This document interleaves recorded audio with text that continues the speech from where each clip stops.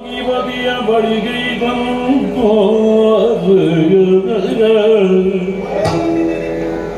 ಅರುಹಿತ ನಡೆದೊಂದು ಕಥನವನು ವ್ಯಾಪದಿಂದ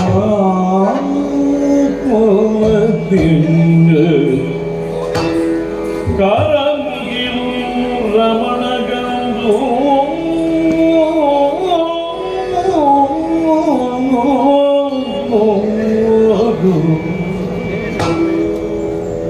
ಎರೆಯ ಲಾದಿತು ಹಿಂದೆ ಸಖಿಯ ಹಸುರುಚಿಯೊಂದಿಗೆ ವಿಹರಿಸುತ್ತೀರೆ ಎರೆಯ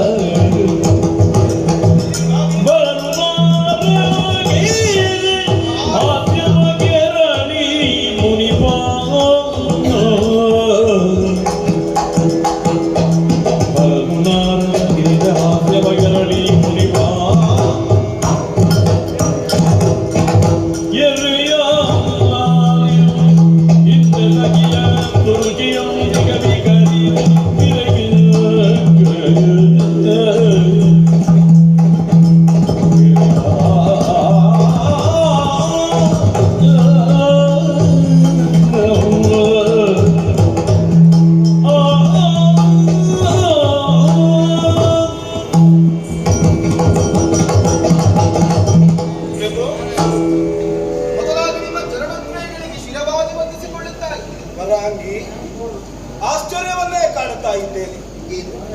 ಕೈಗಳನ್ನು ಮುಗಿಯುತ್ತಾ ಇದ್ದೇನೆ ಅಂತ ಹೇಳುವಲ್ಲಿ ಮುಗಿಯುವಂತಹ ಭಕ್ತಿ ಇದ್ದರೂ ಕೂಡ ಭಾವದಲ್ಲಿ ಯಾವುದೋ ಒಂದು ಅರ್ಥದಲ್ಲಿ ನೋವುಂಟು ಎನ್ನುವುದನ್ನು ನಿನ್ನ ಮುಖವನ್ನು ವೀಕ್ಷಿಸುವಾಗ ನಾನು ಅರ್ಥವಿಸಿಕೊಂಡೆ.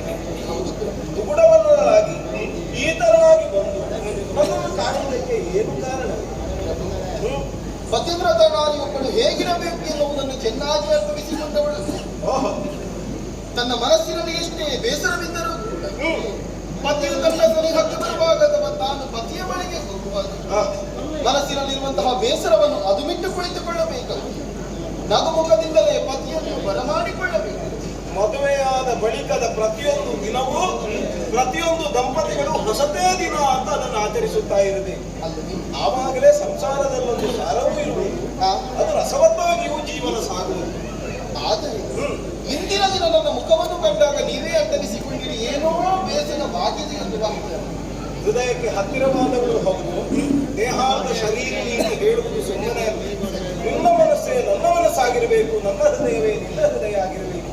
ಹಾಗಿರುತ್ತಾ ನಿನ್ನ ಮನಸ್ಸಿಗೆ ಏನೇ ನೋವಾದ್ರೆ ಅದರ ನೇರ ಪರಿಣಾಮ ಬೀರುವುದು ಗಂಡನಾಗಿರುತ್ತ ನನಗೆ ತಾನೆ. ಖಂಡಿತವಾಗಿ ಏನು ನೋವು ಇದು ನಿಮ್ಮಿಂದವೋ ಅಥವಾ ನಾವಿರುವಂತಹ ಈ ಲೋಕದಲ್ಲಾದಂತಹ ನೋವು ಅಲ್ಲ ಪ್ರಭು.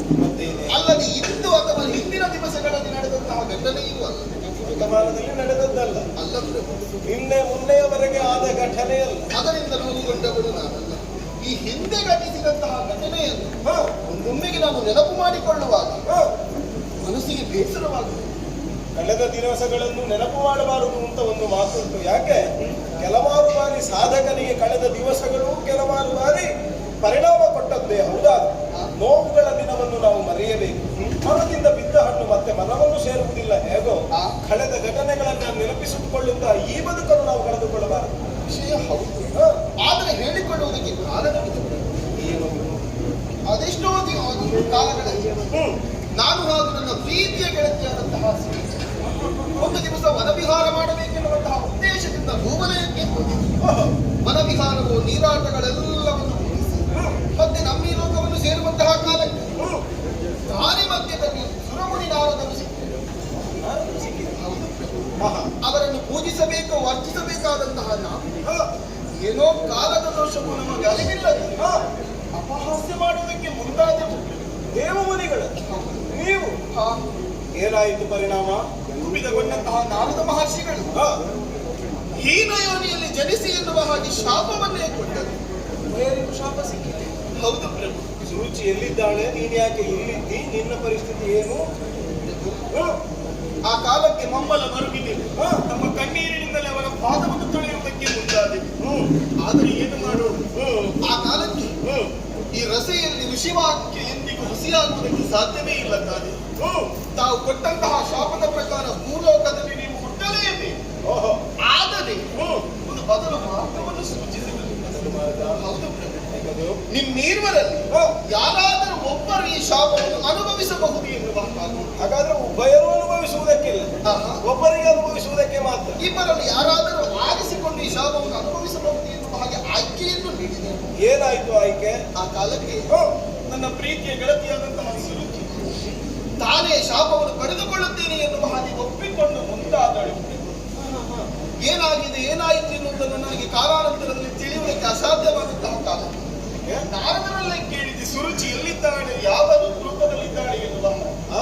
ನಾರದರೇ ಆಡಿದರು, ಏನು ತುರಗದ ರೂಪವನ್ನು ತಾಳಿ ತಪಸ್ಸನ್ನಾಚರಿಸುತ್ತಿದ್ದಾಳೆ ಎನ್ನುವ ಹಾಗೆ. ಈ ಕಾಲಕ್ಕೆ ನನಗೆ ದುಃಖವಾಗುವುದಕ್ಕೆ ಕಾರಣ